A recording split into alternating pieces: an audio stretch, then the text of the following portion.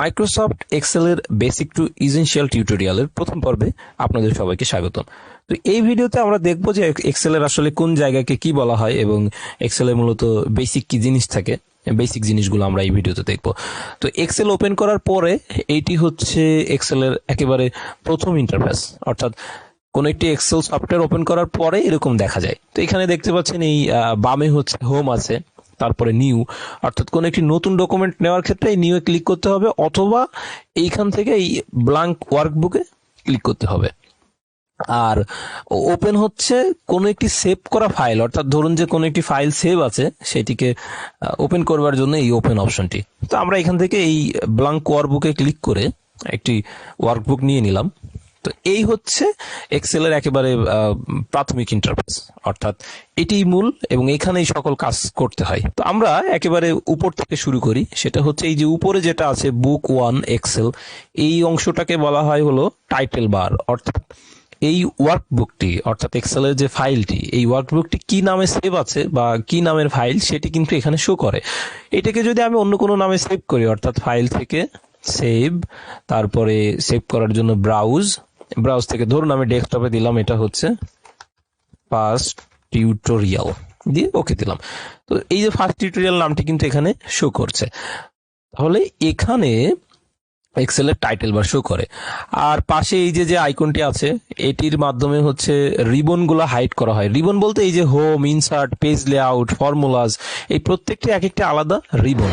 তো এই রিবন গুলো অনেক সময় দেখা যায় যে হাইড হয়ে যায়, বা এই যে এরকম হাইড হয়ে যায়। তো অনেক সময় এরকম সব সময় দেখানোর জন্য এই অপশনটি ব্যবহার করা হয়। আর এটা হচ্ছে মিনিমাইজ, এইটাকে ছোট বড় করবার জন্য। আর এটা তো ক্লোজ মানে একেবারেই বন্ধ হয়ে গেল। তো এই ছিল একেবারে প্রথম সেকশন। তার নিচের সেকশনে যেটা এই যে প্রত্যেকটি হোম, ইনসার্ট, পেজ লেআউট, এইগুলোকে এক একটি রিবন বলা হয়। এবং এই প্রত্যেকটি রিবনের আন্ডারে আবার অনেকগুলা টুলস থাকে, যেমন ধরুন ক্লিপবোর্ড, ফন্ট, অ্যালাইনমেন্ট, এই প্রত্যেকটা আবার আলাদা আলাদা অপশন আছে বা আলাদা আলাদা টুলস বলা হয় এইগুলাকে। এবং এইগুলা সবগুলো আমরা ধারাবাহিকভাবে দেখব। তার নিচের সেকশনে যেটা, সেটা হচ্ছে এই যে ফর্মুলা বার, অর্থাৎ এখানে কোন একটি ঘর সিলেক্ট করে এখানে যদি কোনো ফর্মুলা লেখেন সেটিই হচ্ছে ফর্মুলা বার। এখানে এই এফএক্স মানে হচ্ছে কোন একটি ঘর সিলেক্ট করার পরে এফএক্স এ ক্লিক করলে এক্সেলের যতগুলা রুলস আছে এই প্রত্যেকটা রুলস এখানে শো করে, এবং সেখান থেকে সিলেক্ট করে কাজের ধরন অনুযায়ী বা প্রয়োজন অনুযায়ী সেগুলো ব্যবহার করতে হয়, সেই জন্য এখানে থাকে। তো সাধারণত কাজ করবার ক্ষেত্রে এইগুলা এখানে ক্লিক করে কেউই ব্যবহার করে না, প্রত্যেকেই নিজের মতো সহজ বের করে নেয়। আর এইটা হচ্ছে ফর্মুলা বার। তো তাছাড়া ফর্মুলা বারে আসলে দেখা যায় যে কোনো একটি সেলের মধ্যে কি ফর্মুলা ব্যবহার করা আছে সেগুলো। আর তার পাশে যেটা আছে এই মানে এইটা হচ্ছে যে টিক আইকন, এটি মানে ইন্টার, আর ক্রস আইকন মানে হচ্ছে যে এই যে এখানে যদি আমি ক্লিক করি, এই যে ক্রস আইকন মানে হচ্ছে ক্যান্সেল করে দেওয়া। এবং এই পাশের যে ঘরটি আছে সেখানে আপনার হচ্ছে সেল নাম্বার গুলো শো করে। এখন কথা হচ্ছে সেলটা কি আসলে? সেলটা হলো এক্সেলে এই লম্বালম্বি যে ঘরগুলো আছে সেগুলোকে বলা হয় কলাম। এই যে যেমন B column, C column, D column, E column, এই লম্বালম্বি ঘরগুলোকে বলা হয় কলাম। এবং আড়াআড়ি যেগুলা, অর্থাৎ এই যে আড়াআড়ি যেগুলো আছে 1, 2, 3, এইগুলাকে বলা হয় রো। যখন একটি কলাম এবং একটি রো একত্রে এক জায়গায় মিলিত হয়, যখন একটি কলাম অর্থাৎ এই যে ডি কলামের এই 2 নাম্বার রোটি এক জায়গায় মিলিত হয়েছে, তখন সেটিকে আমরা সেল বলি। আবার এই যে যেমন ধরুন যে এটি হচ্ছে সি একটি কলাম, আবার এই 2 নাম্বার হচ্ছে একটি রো, অর্থাৎ সি এর 2 নাম্বার ঘরে আমরা যখন ক্লিক করব তখন এই সি2 কিন্তু একটি সেল। তাহলে বিষয় হলো কলাম এবং রো যে জায়গাতে মিলিত হয় সেইটাকে বলা হয় এক্সেলে সেল। অর্থাৎ এই যে D2 সেল, D3 সেল, এগুলা পরবর্তীতে আমাদের কাজে লাগবে। যেমন ধরুন কোন একটি ইসা আপনার যোগ করবার জন্য, ধরুন আমি চাচ্ছি কি E2 সেলের সাথে আমি বিয়োগ করব F5 সেল। তো এই যে দেখতে পাচ্ছেন E2 সেলের সাথে কিন্তু F5 সেল বিয়োগ হয়ে গিয়েছে। তো এইভাবেই মূলত সেলের হিসাব করা হয়। আবার এই ঘরে যদি ক্লিক করা হয় এবং এই ফর্মুলা বারে ক্লিক করি, তখন কিন্তু এই যে আমি দেখতে পারছি কোন ঘরের সাথে কোন ঘরের লিঙ্ক আছে বা কার সাথে কার সংযুক্তি আছে।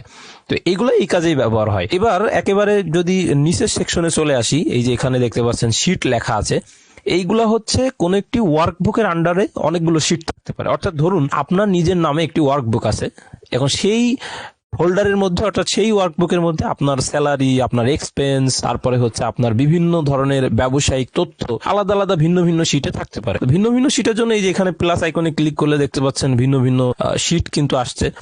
আবার এইগুলোর উপরে ডাবল ক্লিক করে সেগুলার রিনেম করা যায়। তারপরে এটার উপরে রাইট ক্লিক করলে এখান থেকে হচ্ছে ইনসার্ট করা যায়, ডিলিট করা যায়, তারপরে এখান থেকে এটাকে মুভ করা যায়, অর্থাৎ এক শিট থেকে আরেক শিটে মুভ করা, অর্থাৎ এক ওয়ার্কবুক থেকে অন্য ওয়ার্কবুকে কপি বা মুভ করার জন্য কিন্তু এগুলো ব্যবহার করা হয়। তারপর এই ট্যাবের বিভিন্ন কালার দেওয়া যায়, অর্থাৎ ধরুন যে আপনি চাচ্ছেন প্রত্যেকটি শিট আলাদা আলাদা দেখাবে, সেজন্য এখান থেকে কালার দেওয়া যায়।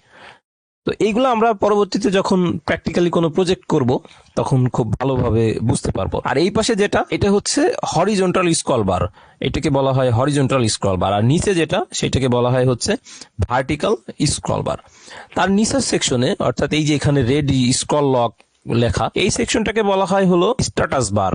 অর্থাৎ এই এক্সেল এর ওয়ার্কবুকের মধ্যে বিভিন্ন ধরনের যে তথ্য থাকে বা স্ট্যাটাস থাকে সেইগুলো এখানে শো করে। আর তার পাশেই আছে এই যে এখানে হচ্ছে বিভিন্ন ভিউইং মোড, অর্থাৎ এই যে এটা হচ্ছে নরমাল ভিউ, তারপরে যদি পাশেরটাতে ক্লিক করা হয় এটা হচ্ছে পেজ লেআউট ভিউ, তার পাশেরটাতে ক্লিক করলে সেটা হচ্ছে পেজ ব্রেক ভিউ। এগুলো আমরা পরবর্তীতে যখন ওই পেজ লেআউট এখানে এই অপশনগুলো নিয়ে কাজ করব বা এগুলো নিয়ে টিউটোরিয়াল দিব, তখন আমরা এগুলো বিস্তারিত আলোচনা করব। আর একদম পাশে সর্বশেষ যেটা আছে সেটি হচ্ছে এই যে জুম ইন জুম আউট। এই ওয়ার্কবুককে জুম ইন জুম আউট করবার জন্য এই যে টুলটা ব্যবহার করা হয়, এই সেটি হতো মোটামুটি এটি হলো এক্সেলের একেবারে বেসিক জিনিস। তারপরে আমরা পরবর্তী ভিডিওগুলোতে ধারাবাহিকভাবে এই যে হোম মেনুর বিভিন্ন যে অপশন আছে, তারপরে ইনসার্টের মধ্যে বিভিন্ন অপশন আছে, পেজ লেআউটের মধ্যে আছে, সেইগুলো শিখি। আরেকটা বিষয় হচ্ছে, আমি একটা কথা বলে রাখি, সেটি হলো এক্সেল মূলত একটি ক্যালকুলেশন করবার জন্য ব্যবহৃত বা বিভিন্ন হিসাব নিকাশ রাখবার জন্য ব্যবহৃত টুলস বা সফটওয়্যার।